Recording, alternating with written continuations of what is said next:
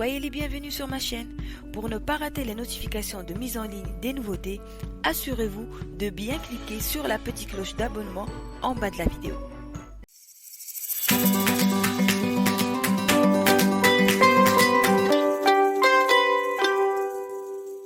Bonjour, aujourd'hui vous allez voir comment vous pouvez réaliser ce cake topper. Donc là vous avez ouvert une nouvelle page. Donc pour créer notre cercle, il va nous falloir un rond déjà. On va au niveau de l'outil forme, on sélectionne le rond.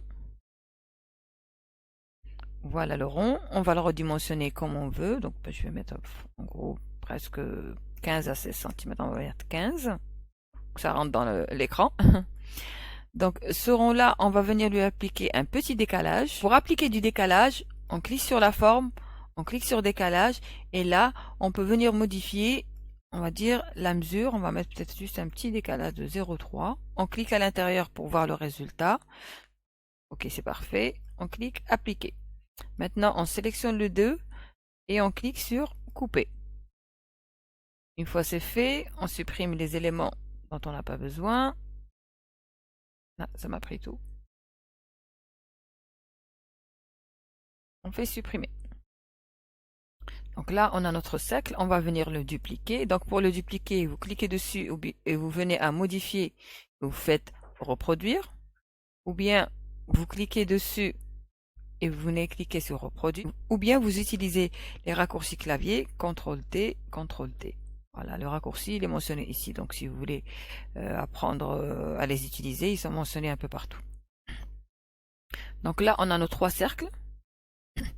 Ces 3 cercles, on va venir les superposer pour créer, on va dire, l'effet sur le cake topper. On va essayer de ne pas laisser trop d'espace quand même.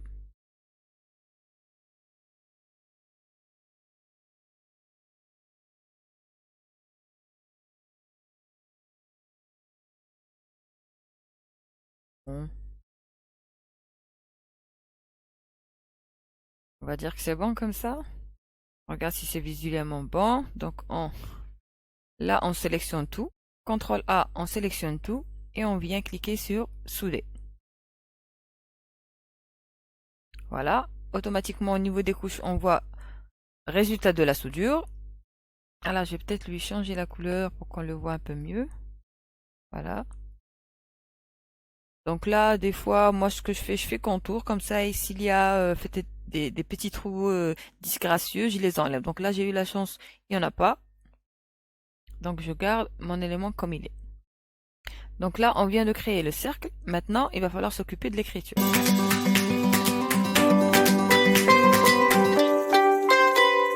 Vous cliquez sur l'outil texte.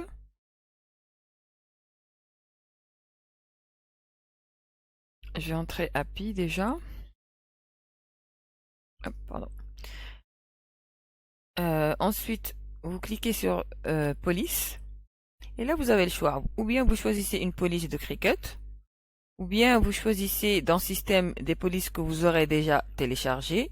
Et parmi lesquelles, il y a des polices que moi j'ai mis en favori. Donc, par exemple, je me rappelle du nom de ma police. Je vais venir ici. Je sais que c'est la police live. Voilà, elle est là. Et je sais qu'elle est dans mes favoris. Donc, si je vais dans les favoris et que je tape Alive, il va me la ressortir. Je clique dessus. Et voilà, mon texte a été créé. Je fais CTRL-D pour dupliquer. Je sélectionne et là, j'écris birthday. Donc, j'ai déjà la police modifiée. Je vais le mettre de côté ici. Ce que je vais venir faire, c'est que je vais changer la couleur. Je peux utiliser synchroniser. Et là, tout ce qui est gris, je vais le mettre en jaune. Il suffit juste de le faire glisser. Voilà. Donc là, j'ai mon mot happy que je vais avoir, que je vais vouloir, on va dire, mettre comme ça à l'intérieur. Voilà. Qui doit venir comme ça à l'intérieur de mon cercle. Ce que je constate sur ce mot, c'est qu'il y a un espace entre le H et le A. Donc cet espace entre le H et le A, il va falloir l'éliminer.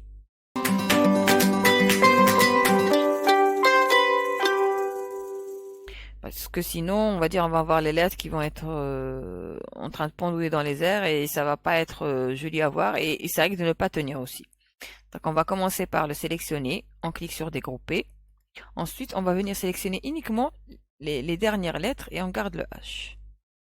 Voilà, là on voit que ça nous a sélectionné les 4. On vérifie au niveau des couches qu'on a les 4 qui sont sélectionnés. On groupe. On a cliqué sur grouper. Ensuite, on va utiliser les flèches de direction du clavier. Donc la flèche qui est en direction de la gauche, on clique dessus. Voilà, doucement, doucement, ça avance jusqu'à ce que, on va dire, notre groupe soit collé au H. Parce qu'en fait, si on le fait avec la souris, on risque peut-être de modifier, on va dire, l'emplacement de ce groupe-là à l'horizontale. On vérifie de temps à autre si tout est bon. Je vais peut-être les reculer un peu.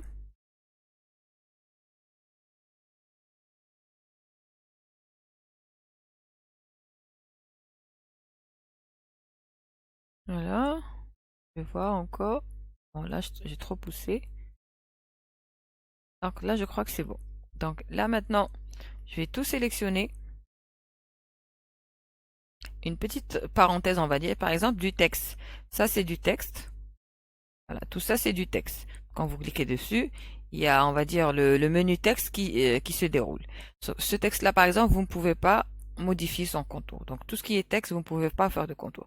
Mais là, ce qu'on va faire, c'est qu'on va sélectionner et on va souder. Une fois c'est soudé, ce n'est plus du texte. Donc à ce moment-là, vous ne pouvez pas changer la police, mais vous pouvez utiliser l'outil contour. Par exemple, là, je vois qu'il y a comme des sortes de petits points. Je vais l'agrandir un peu. Voilà, il y a des petits points qui sont restés. Je vais m'en débarrasser. Il suffit d'aller à contour, de sélectionner ce point-là et celui-là. Parce que de toute façon, les petits points sur l'épée, ils vont être coupés par la machine, mais il se pourrait que ça soit pas vraiment bien fait, qu'il y ait des soucis. Donc autant s'en débarrasser.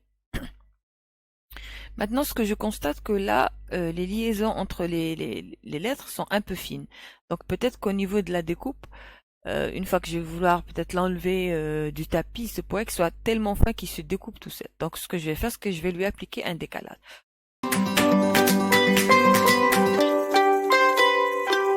Donc je vais vous montrer une chose par rapport au décalage. Donc là, je vais le réduire. J'ai appliqué un décalage, donc je vais dire que je fais un décalage 0,3, c'est trop grand, je vais mettre 0,1, je vais voir ce que ça donne. Voilà, appliquer. Ensuite, je vais CTRL D pour dupliquer. Et là, au fait, je vais l'agrandir au max. Et là, je vais appliquer le même décalage. Je pense que j'ai pas besoin vraiment de vous expliquer ou de dire un peu plus. C'est vraiment une grosse différence entre celui-là et celui-là. Je vais réduire celui-là un tout petit peu. Celui-là, il est ici. Bon, je vais l'agrandir pour qu'on puisse mieux le voir. Vous voyez vraiment clairement la différence entre les deux, alors que c'était le même décalage, on va dire la même mesure. J'ai fait 0,1 sur celui du bas et 0,1 sur celui du haut, mais le décalage ici est plus grossier, on va dire au plus gros.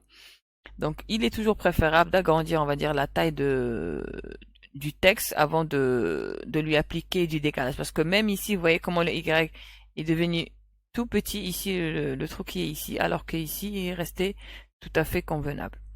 On va supprimer ça. Celui-là, on a sélectionné les deux et on va cliquer sur souder. Ça va renforcer, on va dire, un peu les petits traits qui sont ici. On va synchroniser pour modifier la couleur.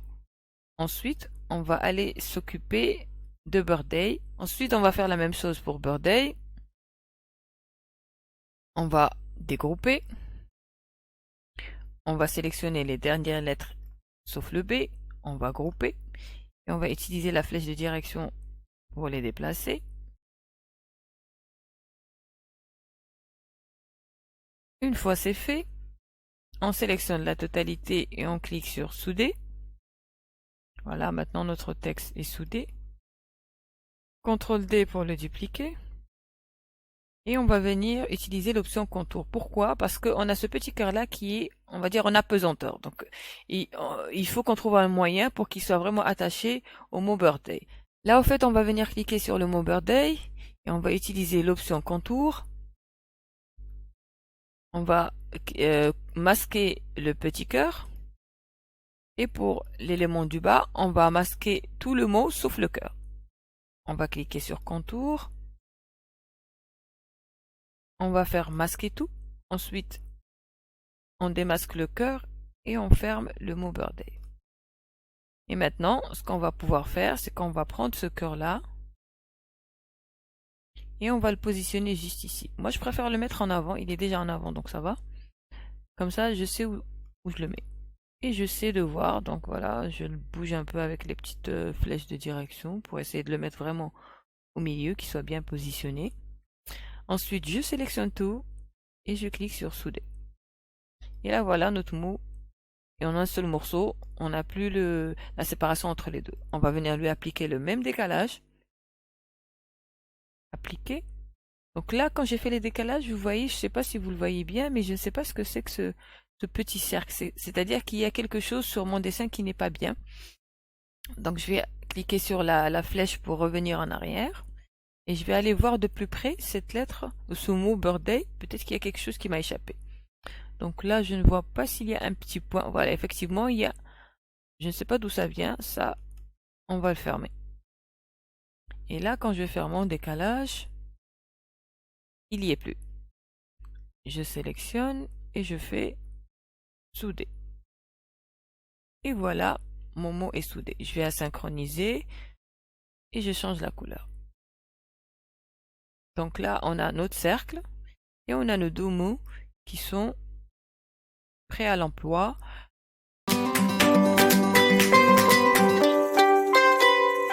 On va peut-être venir réduire leur taille parce que là, ils sont énormes.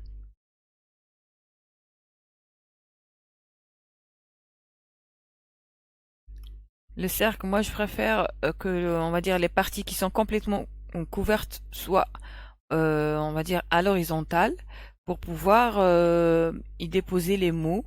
Parce que je ne voudrais pas que mes mots viennent se coller sur ces éléments ou viennent se coller sur les entailles ou les ouvertures qui sont ici. Parce que si vous les posez dessus et vous soudez, ça va fermer les ouvertures. Donc on va commencer par birthday pour commencer par le bas. Il est un peu trop grand encore. On réduit. On essaie de le placer comme on peut. On peut toujours l'incliner, hein, si ça peut aider. On l'incline un peu. Il a besoin d'être réduit. Là, je pense que ça le fait, ça va. Donc j'essaie de pas trop dépasser. Ici, je sens que j'ai dépassé. Je vais prendre Happy, qui est trop grand aussi, je vais le réduire. Je vais peut-être l'incliner. Donc si je clique sur Birthday, ça me fait 8,68 degrés. Donc je vais faire la même chose pour celui-là. 8,68 degrés. Et voilà, il est au même degré d'inclinaison.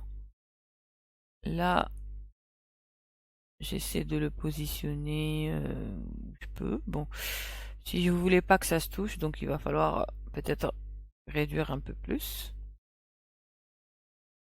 Voilà, si vous réduisez un peu plus.